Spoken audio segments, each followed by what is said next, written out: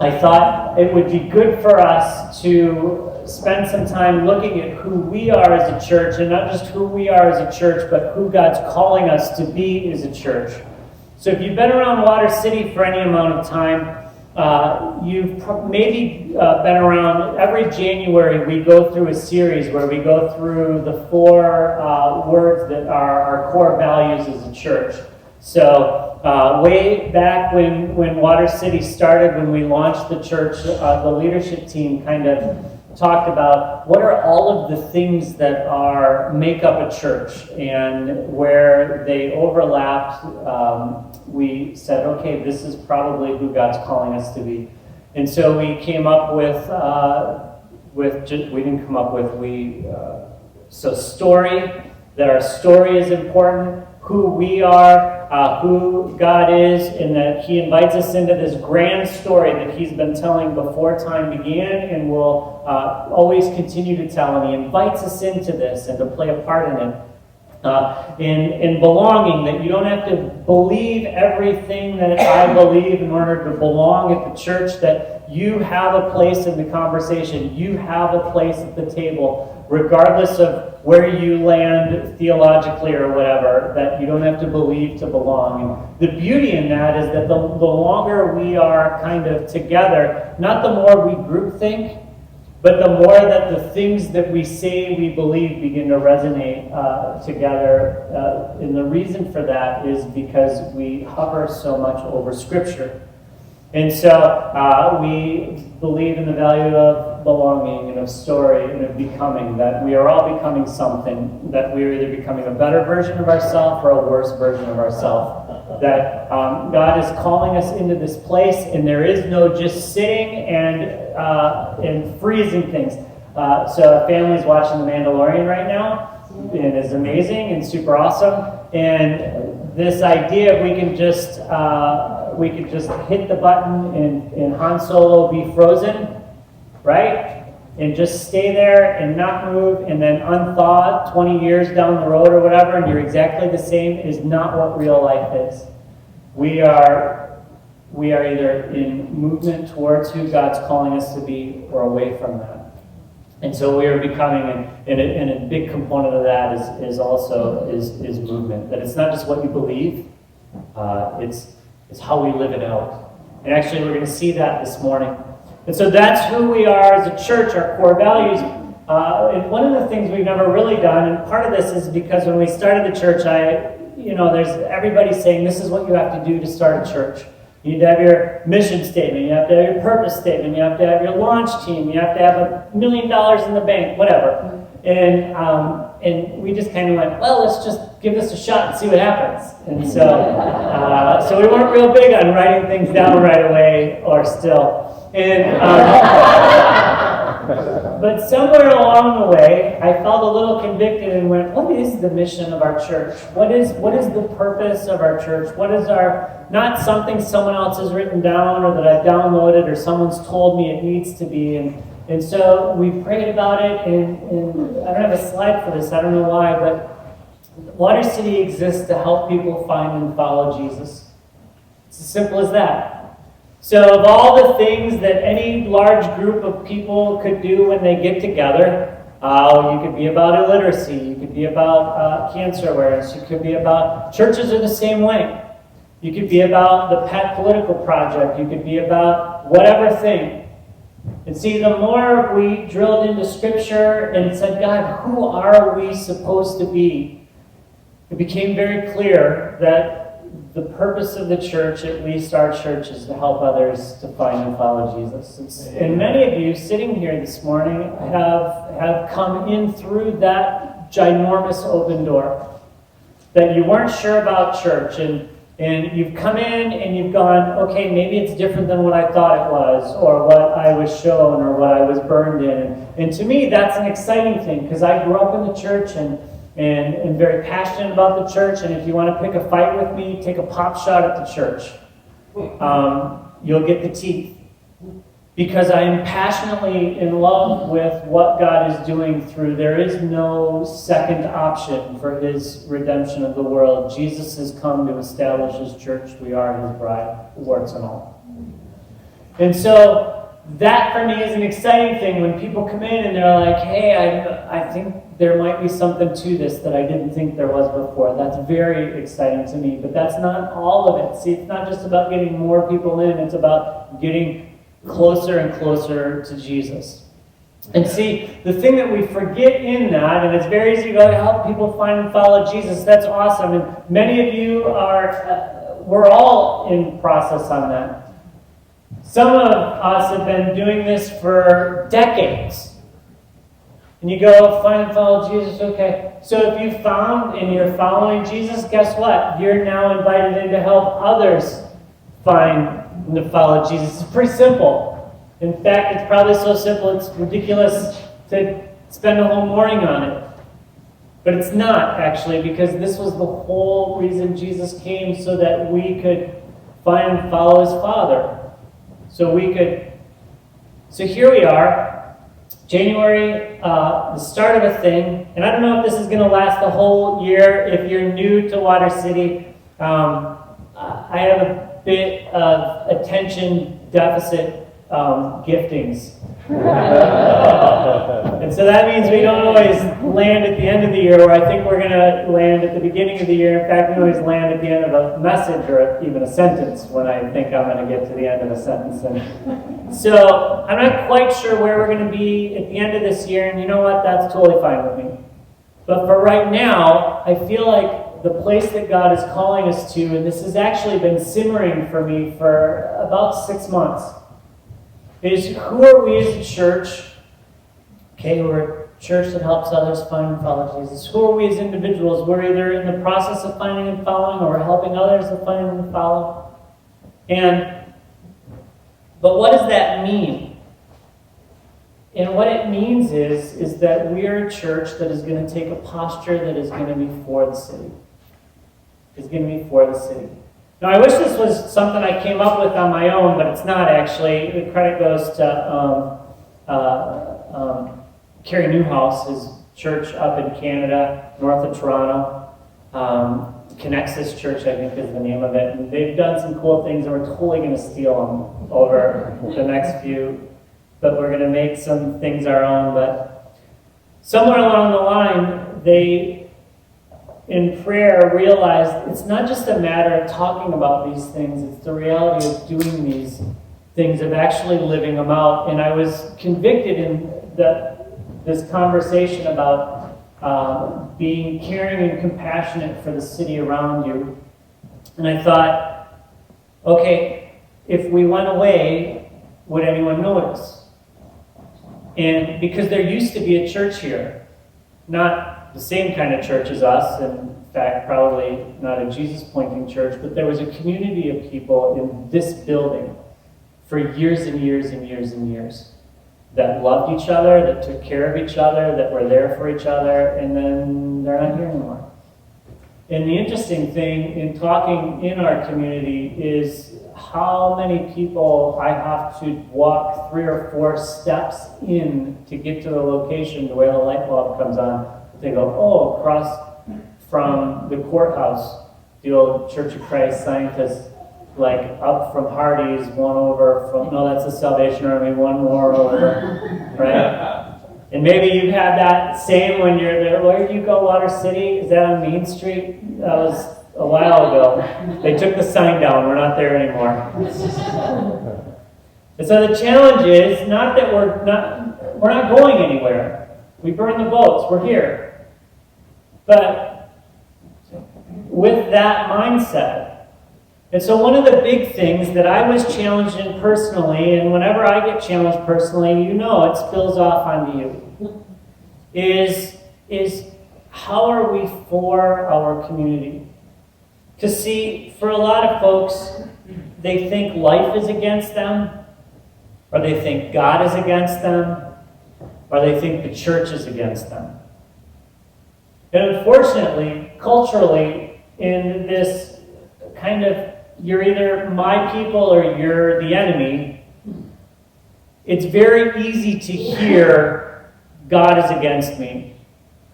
Because I don't know about this God that you guys seem to talk about, and he just seems like I'm the one that the signs are made about. Or I don't know if the church is for me, because I'm not really churchy. And it just seems like everything I'm trying to do it's friction, and so life seems to be against me. And so the challenge for us, the challenge for me that I invite you to come along is for these next weeks as we kind of, anyone like chili? Yeah, chili's great, especially great the longer it cooks, right? Noodles or no noodles? No noodles. Anyone noodles? You're outnumbered, careful. Okay. That has nothing to do with this morning noodles or no noodles. So, but chili's better the longer, right? And so it's even better the next morning, right? And the longer it can just all mix. And so this month is kind of a just simmering on this thing. And part of this for me is praying for us as a church and for you as a part of this. God, show us what we can do in our GPS location, in our address, in our neighborhood, in our city. And so, Nina, we love you. Appleton, okay. Ripon, we know where you are. Pickett, okay.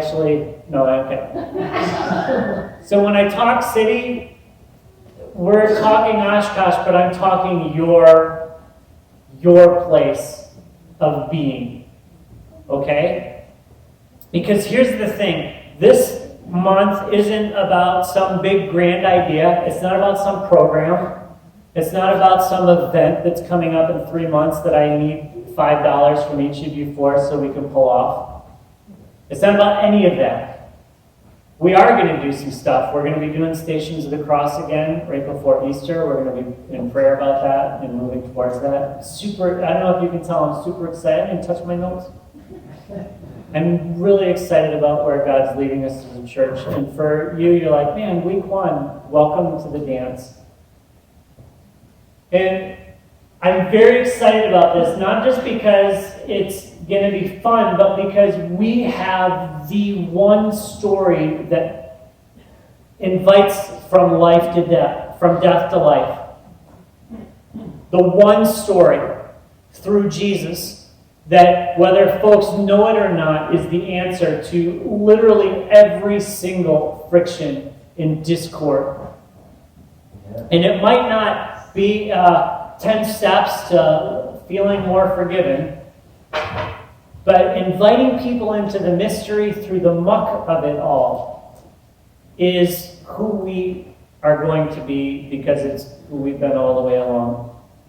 And so, okay, all right. Ready? Let's get into this. See if we can get this done fast, because there's a football game at what time? 5? 5:40. 7? I got all day. Football doesn't start until next October, or whatever.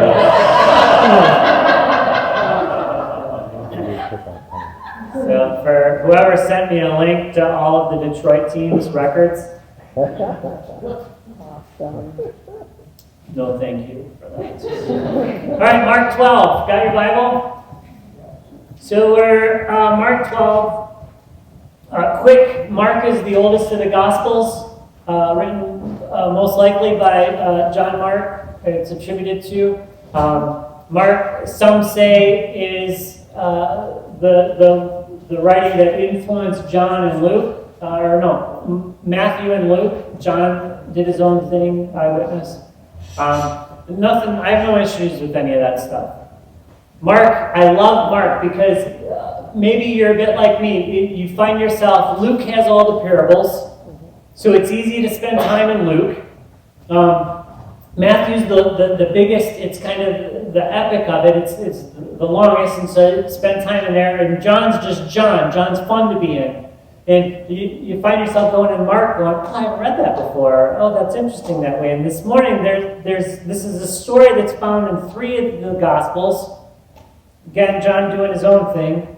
But Mark gives us just a little bit different of a take on things. So here we are, Mark chapter 12, beginning in verse 28. One of the teachers of the law came and heard them debating. Some translations for that debating says arguing. Noticing that Jesus had given them a good answer, he asked of him, hey, of all the commandments, which is the most important?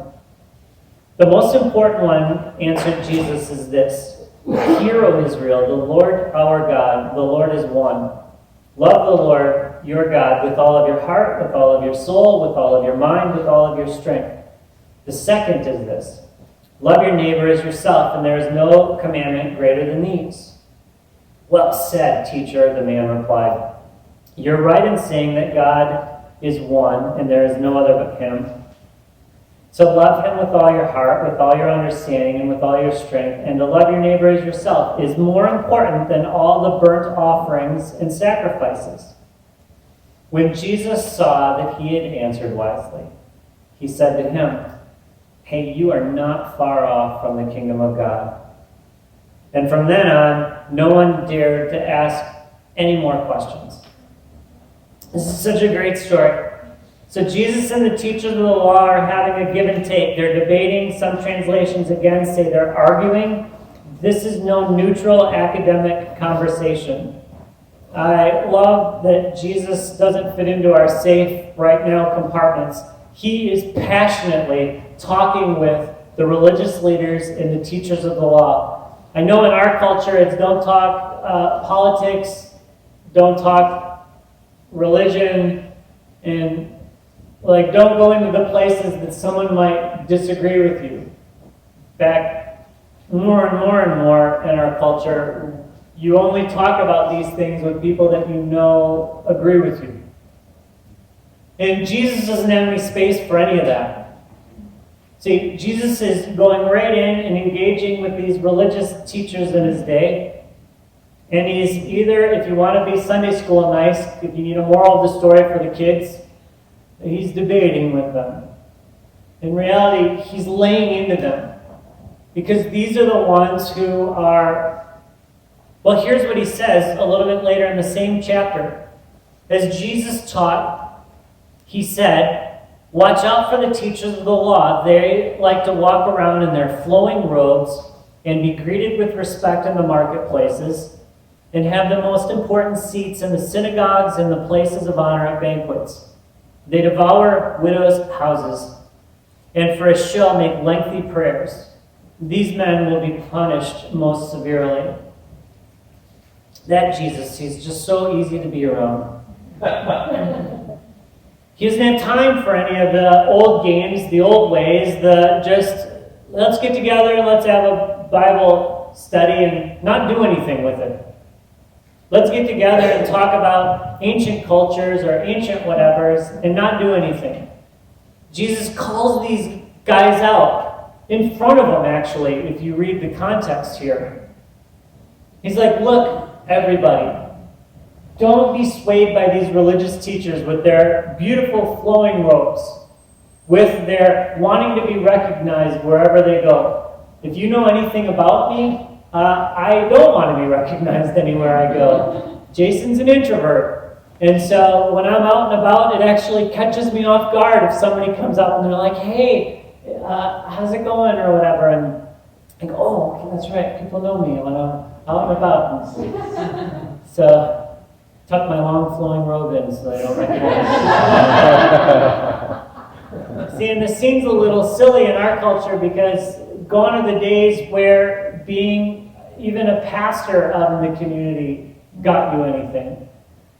I can remember in Bible college a professor going, when you get into your pastorate, don't when you go to the lumber yard say, hey, I'm a pastor in the community, can I get a discount? Those days are gone, right? Hey, Menards, I'm a pastor in the community. Could I get a little bit off of my lumber? What's wrong with you? And so there's a bit of this where you go, really, is that really? And yet we all get it when he's saying they look for the important seats and they look for the places of importance at the parties.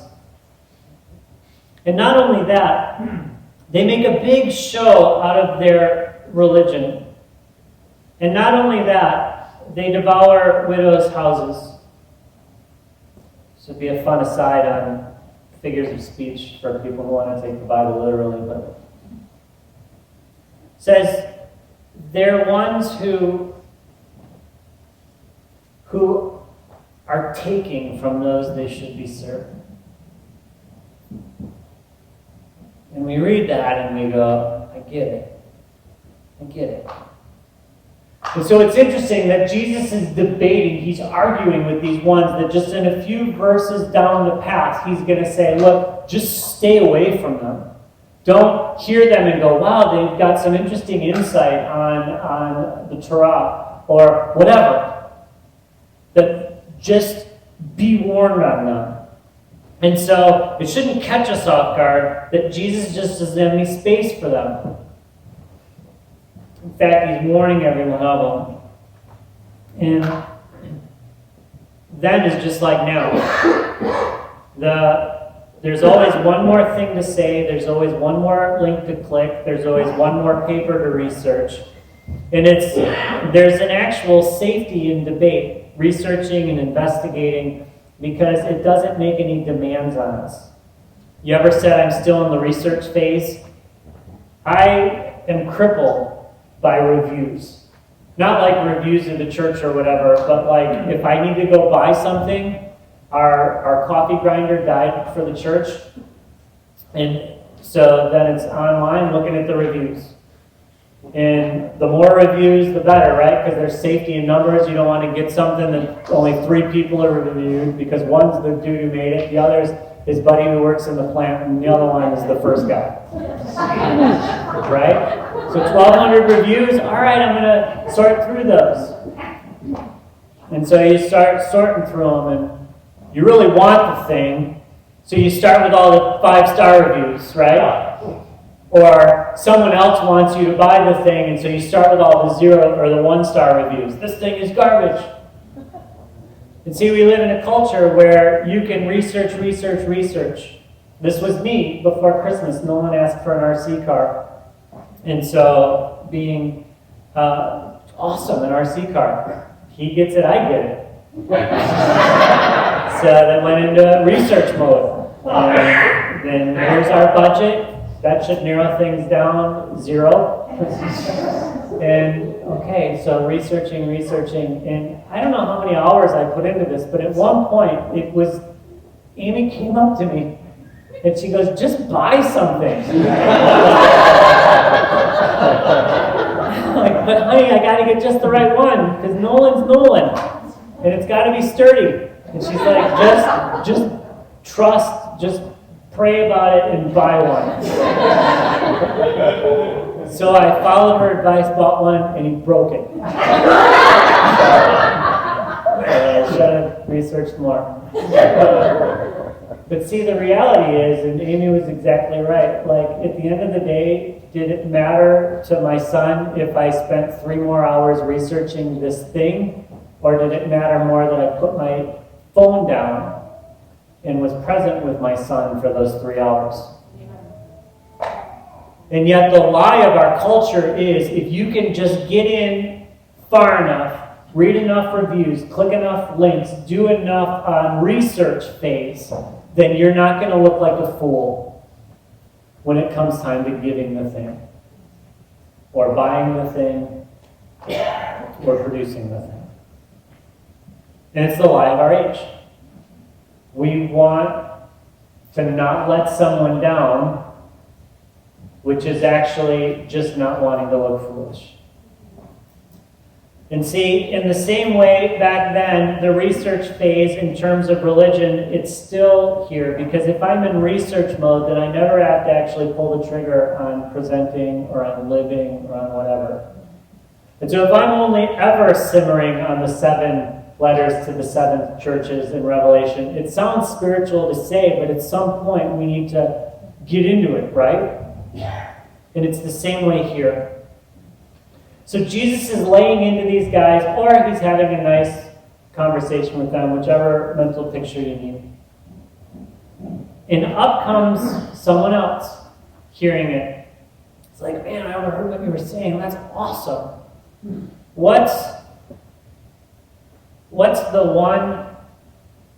most important of the commandments? So one of the big ideas is God doesn't have time for the endless researching, learning, and talking that never actually changes the way we're living.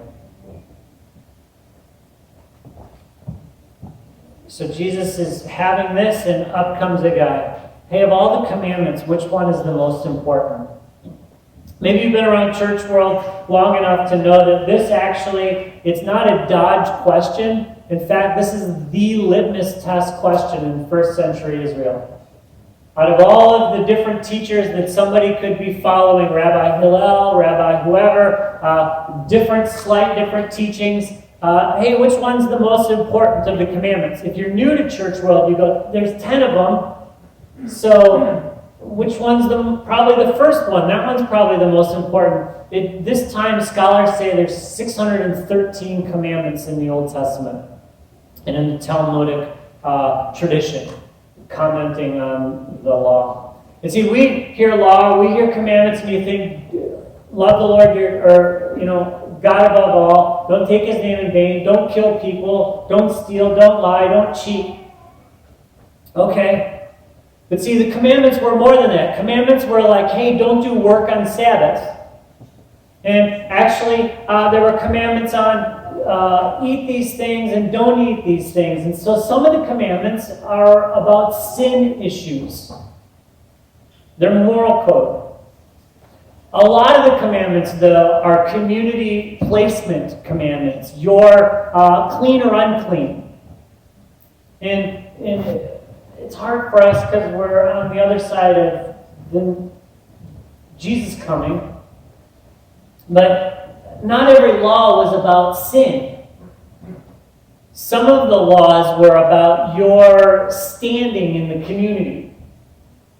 And so clean, unclean, ceremonially clean, unclean, that had to do with being in right standing with the community. It's why someone with a skin disease that the Bible calls leprosy, it could be any skin disease, is kicked out of community. Not because they're sinners, they're going to hell, but it's because their place of cleanness in the context of community is compromised, and so they're out of community. And so anyway, you've got all these laws, and so the conversation was, 613 things. How do you keep them all? How do you prioritize those? How do you, if you've only got so much time in a day, know these are the ones I need to do? And so it became very common and popular among the religious to say, well, which is the most important? Can't keep them all. I mean, you want to keep them all. You need to keep them all. But there's sacrifices in Jerusalem happening to cover and take care of the ones that you mess up. And so what are the ones you need to really key in on? And it would have been not weird to answer the way Jesus answered, because this is the grand thing in identity shaping for a Jew. It comes from Deuteronomy chapter 6. Hear, O Israel, the Lord our God, the Lord is one. Love the Lord with all of your heart, with all of your soul, with all of your strength. These commandments that I give you today are to be on your hearts. Impress them on your children. Talk about them when you sit at home and when you walk along the road and when you lie down and when you get up. Tie them as symbols on your hands and bind them on your foreheads. Write them on the door frames of your house and on your gates. This is central identity Judaism 101. And so when I got a chance to go to Israel, we came across this point. That's not the right picture. That's not the right picture either. It's funny, that never happens anymore because we're so careful in our making our slides. So that was really dumb, but that was just for me.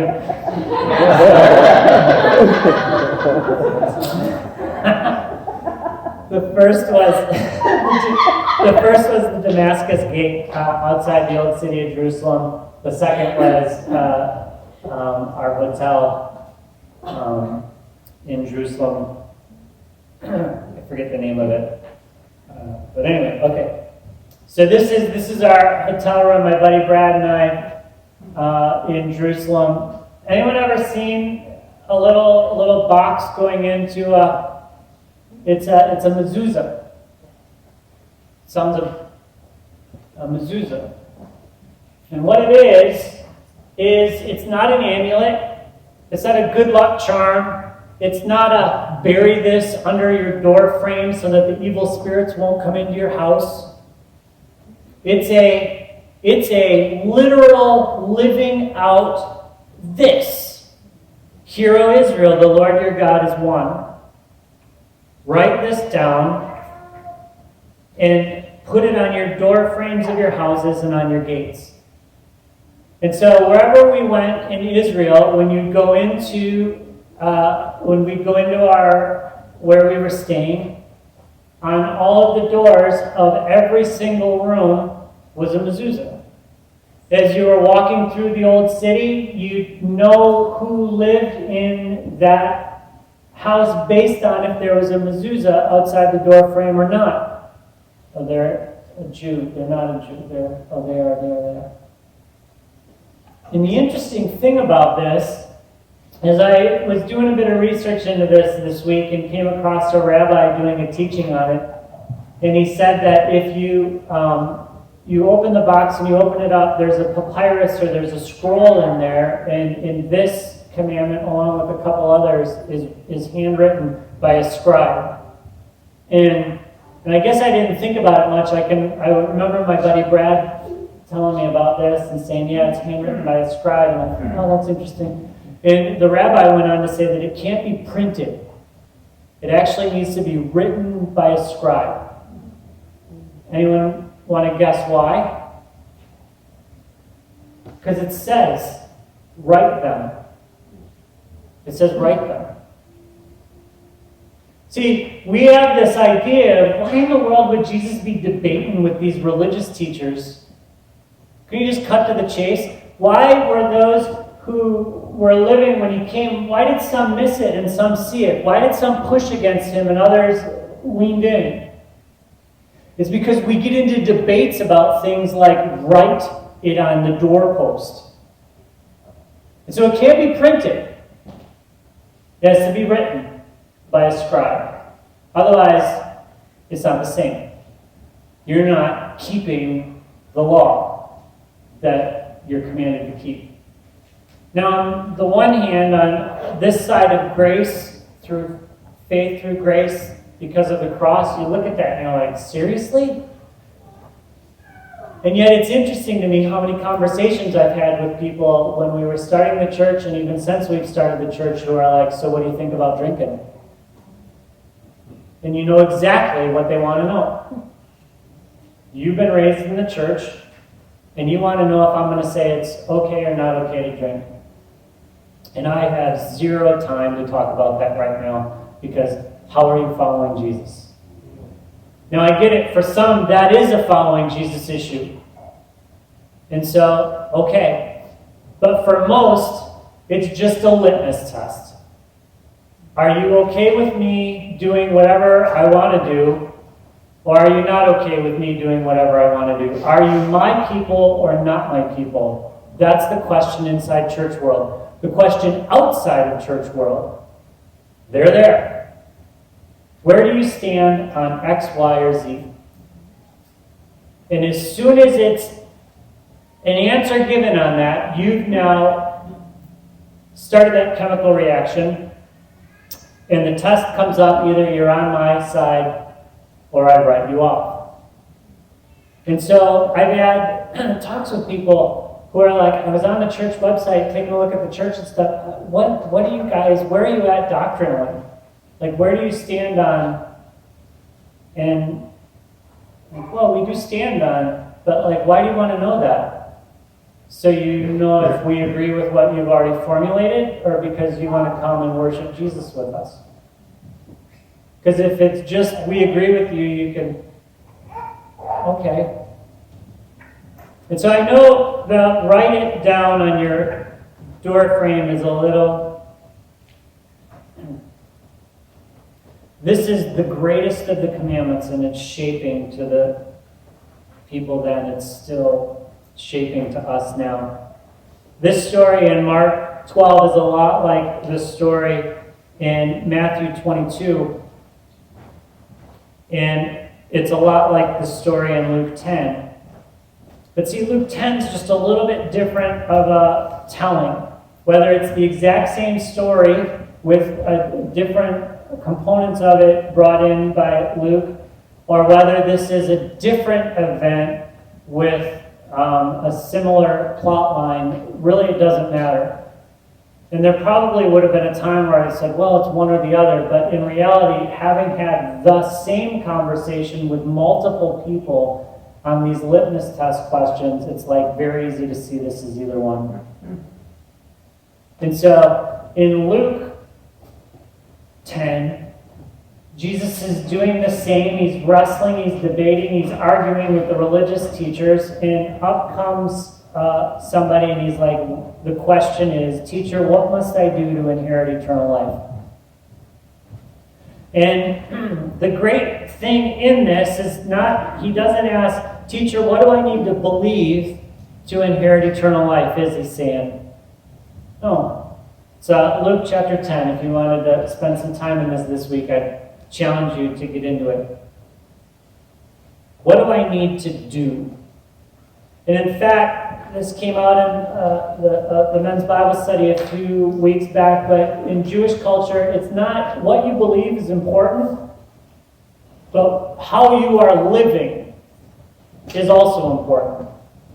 But see, in the West, we've disengaged what we do with what we believe.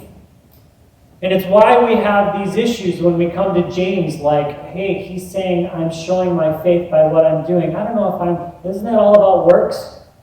In Jewish culture, like James, the brother of Jesus, James, is like, hey, you want to talk about faith, great, but you're not doing anything.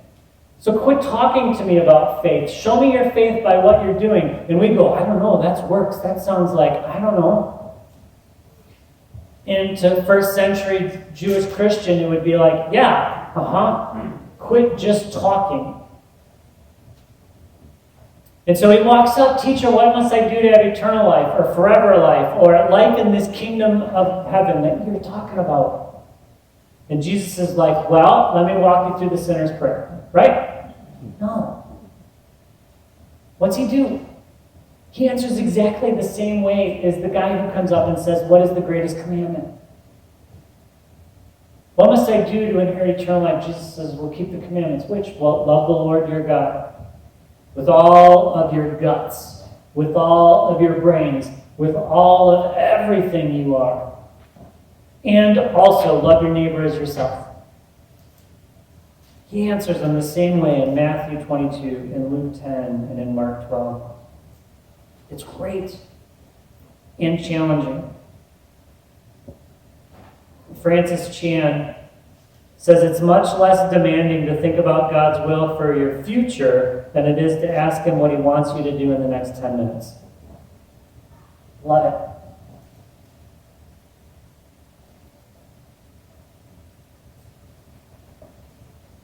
it. Because the future doesn't actually make a demand on me right now. Because there's always more now before I get to the future. Right? There's always more. Or at least that's the way. But it's a whole other ballgame to get up in the morning and go, okay, God, 24, this is the day in front of me. And here's what I've got on my list of things to do. But God, this is all just penciled in, so you interrupt whatever you need to interrupt. And in fact, when the rich young ruler is like, hey, how do I live this out? Who's my neighbor? Jesus then gives us the parable of the Good Samaritan. He doesn't lead with it. It's in the, I get it, love God with everything I've got and everything I am. Okay, check. Love my neighbor as myself. Okay. But neighbor, who is my neighbor? And then we get the story. So, this is a true story. It seems like it shouldn't be, but it is. It's from Reuters. And December 12th, 1993, a guy named Daniel Lehner and his wife, or married his wife, Remy. So, evidently they believed in doing the anniversaries in a big, big way. So before their first anniversary, they made plans for their second already. They would go to one of their favorite plays. Anyone know this theater? Cultured folks? Okay, good. This is my basement home theater. In my mind. So they made plans to go to one of their favorite plays, which was Phantom of the Opera, which they had already seen many times before. But just going to the play wasn't going to be a big enough expression of their love. They wanted it to be a grand event. My wife makes fun of it. I have this gene. It's called bigger or better today or never. Like just all out. So so just before their first anniversary, they're making plans for their second. That's making some of us just look bad anyway. We didn't even know anniversaries came often. So they make plans. And so a year before their second anniversary, they bought tickets for every seat in the House of New York's Majestic Theater for December 12th, 1995, which would have been 2 years. That's 1,609 seats. First of all, someone's got money issues, right? I walked downstairs last night and my kids were watching an episode of Fuller House and it was on like showing love through really small things versus really. So how do you think they celebrated their 1-year anniversary? Well, they went and saw Phantom. So they buy tickets and they go see it at their 1 year, and then at the 2 year they walk into the empty theater, just them. That must have been a killer show, right? There, those actors just playing off of that audience. Filled room. The funny thing about these stories is that we know that they're unrealistic and they're disconnected from our real lives. Right? Not one of us would think this is a good idea. Or super romantic, and yet when it comes to loving our neighbor, many of us are conditioned to think this is what we need to do. We think, well, I wonder what program they're going to come up with. I wonder how this is going to play out. Have you noticed the theme for the last 6 weeks? These videos we've been showing through the offering are simple, small, realistic stuff you can do in your actual normal life, loving your neighbor. We don't have time to get all the way into this, but Matthew 25, Jesus tells a parable at the end of the age in separating those who are obedient to God's call in their life and those who are disobedient to God's call in their life. And what comes from that. But to those who are obedient, the thing that they've done, you can, this week, get into it, Matthew 25, the parable of the sheep and the goats.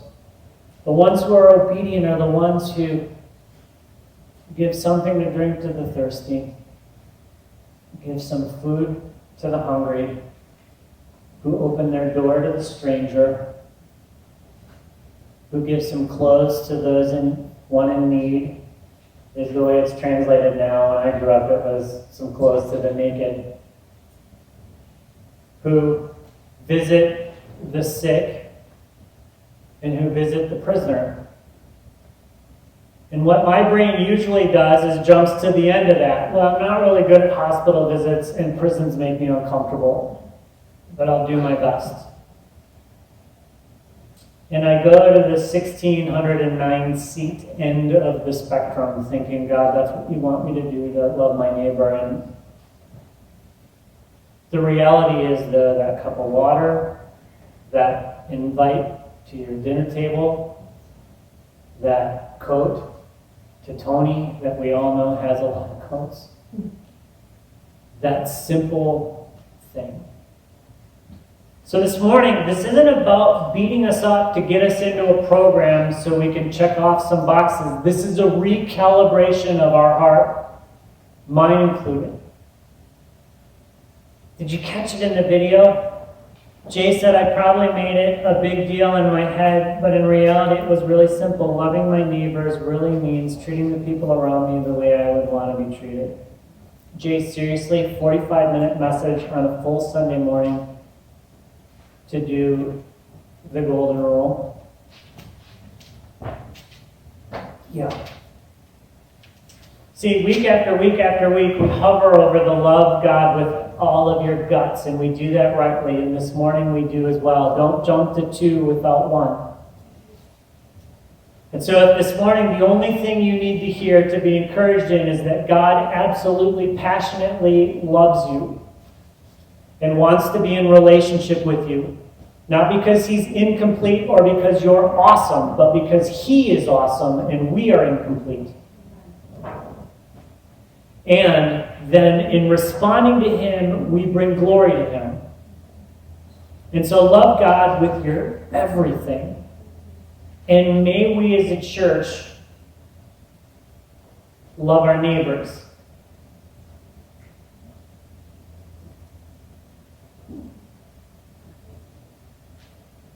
So Jesus responds, okay, we're all right. So Jesus responds, says, love God, love your neighbor. Did you catch how the guy responds to that? It's awesome. Well said, teacher, the man replied. Like if this dude only knew, right? Like, hey, you're right. And Jesus is like, yes, I am right. You know right because, okay, you already got it. So, okay. Hey, you're right in saying there's only one God, no other but him, and to love God with all of your heart and understanding and strength, and to love your neighbor as yourself. But listen, Jesus didn't say the second bit in that, did he? To love your neighbor is more important than burnt offerings or sacrifices. I don't remember Jesus saying anything about burnt offerings or sacrifices. He doesn't.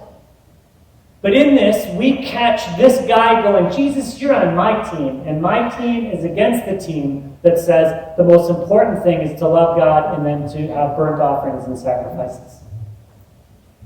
We get a snapshot of what the debate is among the religious here. And the dude's like, Jesus, you're my people. I didn't say any of that. I mean, I said that, but not the end of that. And I love it. Jesus saw that he had answered wisely. And he said to him, hey, you are not far off from the kingdom of God. The great thing in this account is that the guy thinks Jesus is on his team, but it's Jesus who sees the guy is actually close to saving him. And how does it start? With a debate about the law. There isn't any point in our actual life that doesn't lead to God. Not one. Now, I wonder how I can get this conversation going in such a way that, oh, you said grace. Okay, let's say grace together, and now I'm going to talk about grace. And we should never have to worry about getting the conversation into our talk points so that we can talk about God. Because there isn't a place in our life when you are living led by His Spirit that doesn't end with Him, because it all begins with Him. And so Jesus to this guy's like, yeah, you are almost there. Now catch what this doesn't end with. How's it end? Nobody else wanted to ask another question. Jesus' mic dropped and walked away. But are you like me? What happens to the dude? Well, All he says is that you're near to the kingdom. That's not in or out. That's close. And this isn't horseshoe or hand grenades, right? Is he in or is he out? And here's the beauty of this. Mark ends this story in a way that it hangs. Why? Because Mark is inviting you and me into this story. If it resolves, it's resolved and we leave it alone. We move on to the next, but it doesn't resolve. And so we are invited into this. Hey, you, this morning, you are not far from the kingdom. You love God. You love people. None of us really do burnt offerings. You're close. And so the question for us and the challenge to all of us is, how do we live this out? Quick first one. What neighborhood? Menominee Park, Millers Bay neighborhood. This is our new, well, it's not really our new stomping ground. We moved 3 blocks, my family. But our route takes us kind of over and around. If you know me, you know that I'm super outgoing, and I love walking up to people I don't know. So we had lived in our old house for 12 years. And had gotten to know and love the people around us. When we lived as youth pastors in Marshfield for 7 years in a bunch of different places, I hardly knew anyone around me. In coming to live in Oshkosh, one of the things that I was challenged with as a follower of Jesus and as our family also was, are you going to neighbor? And so we went all in on it. But now we're in a new neighborhood with new folks. And so it's getting to know the new neighbors and a new walking route and whatever. So a few weeks back, we needed to get out of the house. And so we took the dog out for a walk. And as we're walking, we were over kind of with the water on our side and walking. And I looked into this one house, and there was a really nice lady hanging garland on her Christmas tree. Like really sparkly garland that none of us really do anymore, but we all are probably nostalgic about. So I saw it, and I yelled at her into her window from the sidewalk. I love your tree. I love your garland. It actually reminded me of my grandparents, the way they used to do it. And not disingenuous, not mocking, not for real. Just as a, not quite sure why actually. And she through the window was like, what? And then came outside. And it was a little chilly. And she didn't have a coat on, and I was just like, I'll say it louder so she can hear me, and then we'll keep going. And it turned into me and Aim and our crazy dog and the kids. We talked for like 20 minutes. Single lady, used to live not far from where we used to live on Powers, moved over there, heard her story. She was a teacher, she gave compliments to our kid, loved our dog, all these things. And in the course of this conversation, it came out like didn't really have a lot of family, kind of doing life by herself. And then I had to go because the dog and the kids were getting squirrely, so I went, and Amy and Sophie, our oldest, hung back and talked with her. And then we debriefed when my wife got home. See, we make it these big program things. Did you catch where I invited her to church, and then we picked her up, and now we've got this life program, and we're going to Uber her every week? Like, those things are fun to think about, and let's get crazy as a church that way. But let's not start with 1,609 seats in the theater if we're not even willing to yell into a window like a crazy person. Because here's the deal. You are the least connected generation that has ever lived. Amen. And the epidemic of isolation in our culture, we have people dialing 911 just to have somebody show up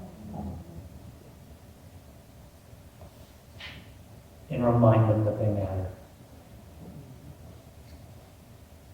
Love the Lord your God with all of your heart, soul, strength, and mind. Go all in on that. And love your neighbor as yourself. And here's the deal. I'm not challenging folks who don't love folks. You're awesome. We're just going to focus that beam a little bit. And so over the next few weeks, there is going to be practical, tangible challenge as we become a church that is for our city. But this morning, the big takeaway is simply this.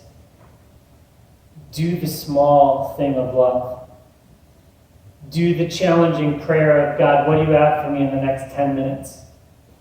Cut some things out in your schedule that are good and important and you feel like are necessary, but you need margin so that you can be interrupted. And the whole other hundreds of things, but we've used up all the time today.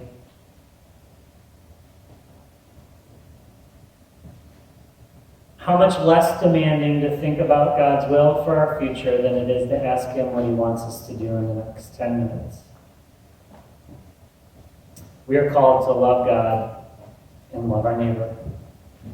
And so, church, let's be about that.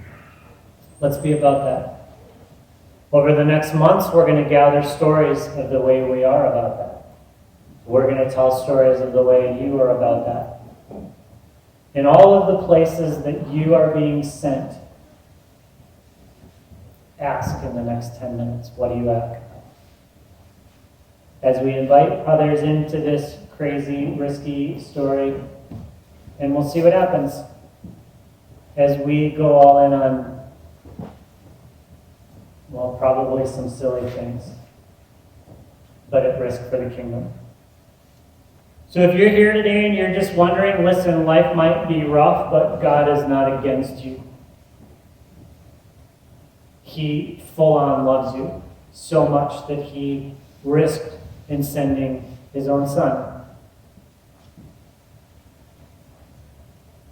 to die on a cross for a people who rejected Him. And no matter how many times you may have rejected Him up to this point right now, this breath is a new breath. And I pray that you would meet God in it and experience His love and grace and forgiveness. And maybe you're all in on that part of this and you know the Sunday school answer to, oh yeah, and love your neighbor. May you be challenged and have a fire lit under you in the same way that I am feeling the discomfort that we might, for real, love our neighbor. And that might mean this week the very simple thing of just crossing the street and introducing yourself.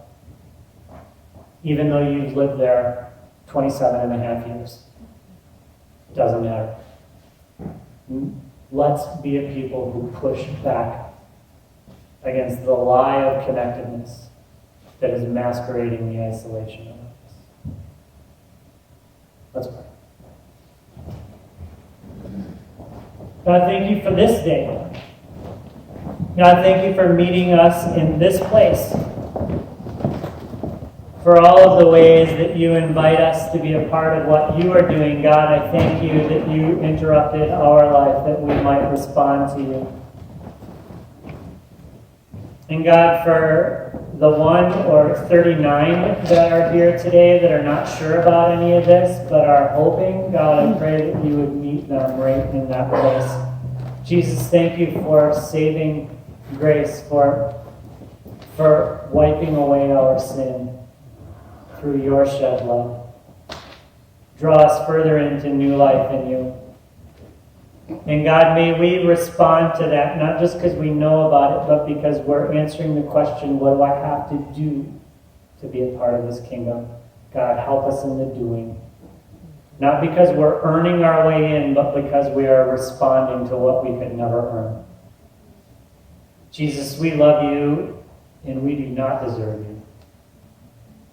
I pray that you would unlock creative things in us, even down to the smallest, taking a pie to someone, or inviting someone to a birthday game. God, show us next step things. Jesus, we want to lift you up and bring glory to you. In your name we pray. Amen. Amen. This morning we're going to end with communion.